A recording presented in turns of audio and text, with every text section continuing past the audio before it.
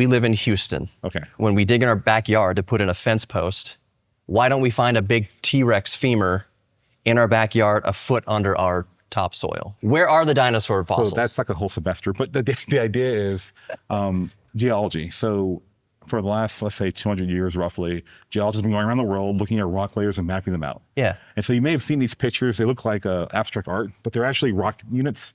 And so for example, the Houston area is Ice Age stuff and Holocene modern things. So the only dinosaurs in Houston are in our museum, basically, right? Mm-hmm. If you were to dig down, you could maybe find Columbian mammoth bones, you might find armadillo things, but you're not going to find dinosaurs here.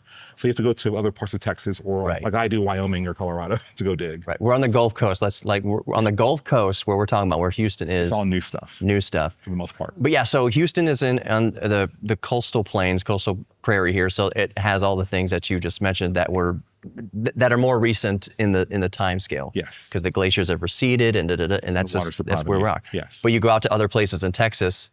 Where do you find the bigger boys? So West Texas, and particularly for Tyrannosaurus rex and its relatives, Big Ben is where you find those guys. And so that's late Cretaceous rocks, right? And it's like, what, 8-10 hours from here where we are now. Yeah. And so that's where you see that. And so to give you a view on this, the Austin, San Antonio, and Dallas, that region of rock is all limestone from Cretaceous period. Texas is underwater for a long time, so we find oysters and fossils there. Right. And everything heading between Austin, San Antonio, and Dallas to the Gulf Coast is where it's been depositing out, as you mentioned earlier. But you have to go further in for those things. Right. Yeah. So what happens? Why are dinosaur fossils that used to be way buried down deep?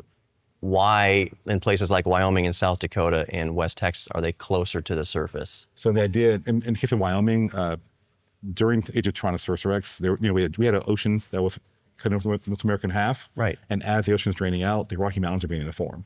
So they're uplifting those rocks, and it's pretty much like this, essentially, a very simplified version, and they're being eroded out. So you're having things that are very, very deep exposed to the surface and being weathered constantly. Exactly. Whereas here in the Gulf Coast, it's depositing on top of everything. So it's more mud and clay. I know when we had Harvey, there's one a layer, of them. One of, yeah, I'm thinking. One of them. We have one of the thin layers of clay. Yeah. That when houses got flooded, people, this is black stuff, that was a clay layer that was depositing the marker bed for that hurricane. And so it's constant deposition here in the Gulf Coast. Right. Whereas in the Rocky Mountains, it's being uplifted. Right. So those fossils are being exposed and weathered out, basically.